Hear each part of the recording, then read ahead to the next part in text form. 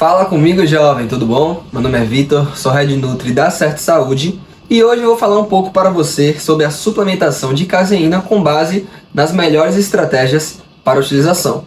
Então não perca esse vídeo, fica até o final e já manda para aquele amigo ou para aquela amiga que gosta de escutar sobre suplementação esportiva e vamos nessa!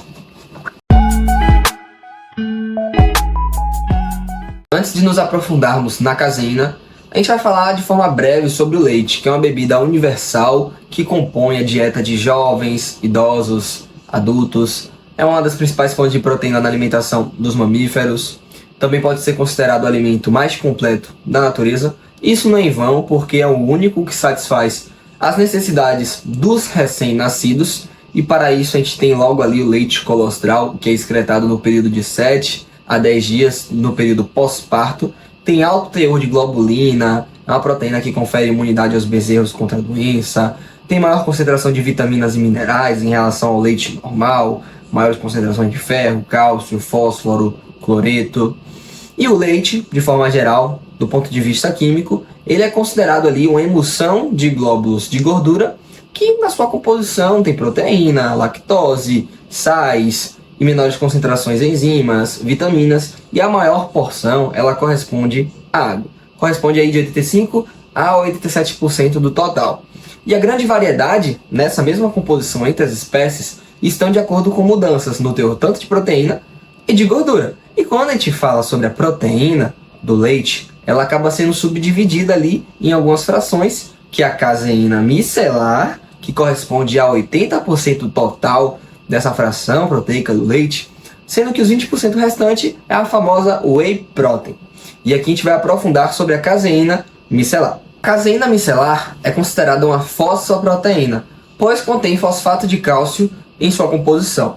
Cerca de 92% da composição corresponde a uma fração proteica e 8% a sais inorgânicos, que principalmente é o fosfato de cálcio, que vai se ligar a essa fração proteica por ligações não covalentes. E com isso, a caseína micelar é considerada uma fosforoproteína.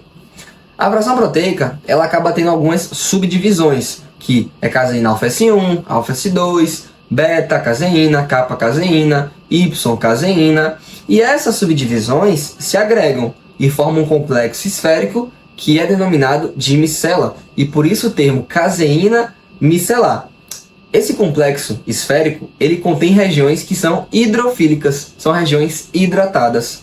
Pelo fato de conter região hidrofílica, facilita a proteólise.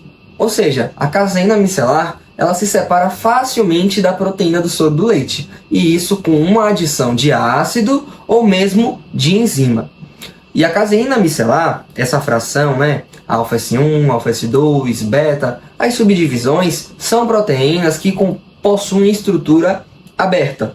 Pelo fato de conter estrutura aberta, isso faz com que ela tenha uma capacidade detergente na formação de espuma, de emulsão, também uma resistência térmica à desnaturação. A caseína micelar é resistente ao calor, e esse fato de formação de gel eu vou falar já para vocês, que acontece no período de digestão. E quando ela se encontra no pH normal do leite, que é um pH de 6,5, a caseína micelar ela se encontra no formato de fosfocaseinato de cálcio.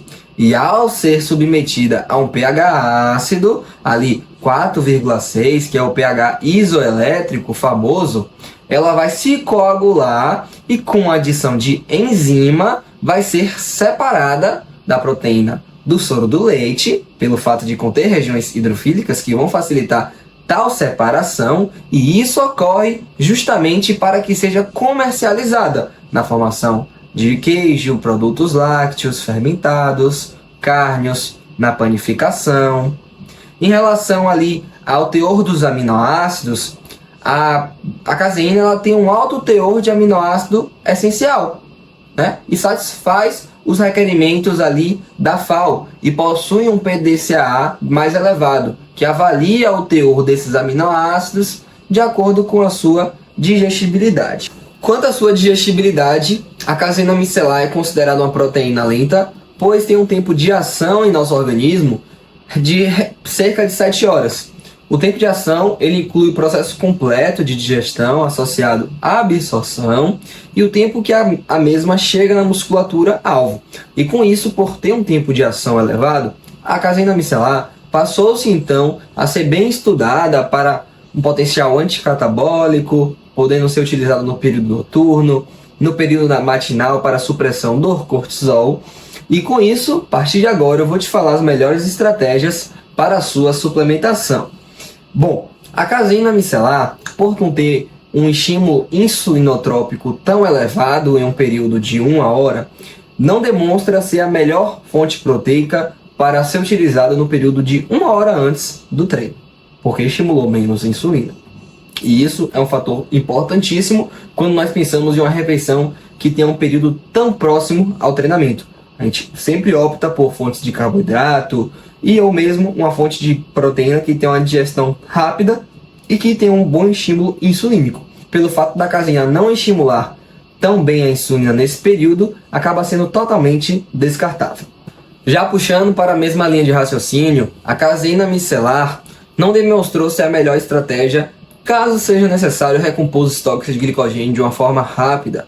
Então pense em um atleta que ele fez a prova de musculação em certo horário, após 4 horas vai fazer um teste de natação. Com isso ele precisa recompor os estoques de glicogênio de uma forma elevada e para tanto vamos priorizar carboidratos de uma alta carga glicêmica, assim como tem-se uma recomendação de proteínas nessa faixa de horário.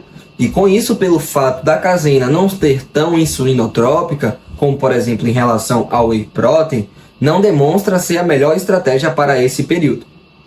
Outro ponto é que a caseína, quando utilizada no pós-treino, é muito interessante quando associada ao whey protein, pelo fato de ambas estimularem uma alta taxa de síntese proteica muscular.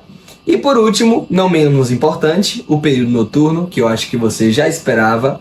A caseína, quando administrada ali, foi uma dose aguda, um estudo de 30 gramas, comparou com a whey protein, a uma fonte de carboidrato, que foi a maltodextrina. E com isso, os indivíduos eles foram submetidos ali a um exame no período matinal que avaliou a saciedade. E com isso, a caseína micelar, o grupo caseína micelar, teve uma maior saciedade quando comparado aos demais grupos. Com isso, a caseína utilizada à noite, cerca de 30 gramas, é bem interessante para promover uma maior saciedade matinal. E isso é muito interessante quando a gente pensa, por exemplo, em um processo de emagrecimento. E outro ponto na noite, para finalizar agora de verdade, a caseína, ela, quando administrada ali, cerca de 1 hora e meia antes de dormir, uma dose de 54 gramas, em indivíduos treinados, mostrou aumentar cerca de 1 kg de massa livre de gordura. Com isso, parece ser muito interessante também para quem deseja um processo de hipertrofia. Então, para resumir, caseína 1 hora antes do treino e para restabelecer os estoques de glicogênio não é a melhor estratégia. Pós-treino, interessante associar com outras fontes proteicas. Período pré-sono, aumenta a saciedade matinal, interessante para o emagrecimento, cerca de 30 gramas. E também uma dose maior de 54 gramas, parece ser interessante para promover um processo de hipertrofia bacana. Valeu, fica até a próxima.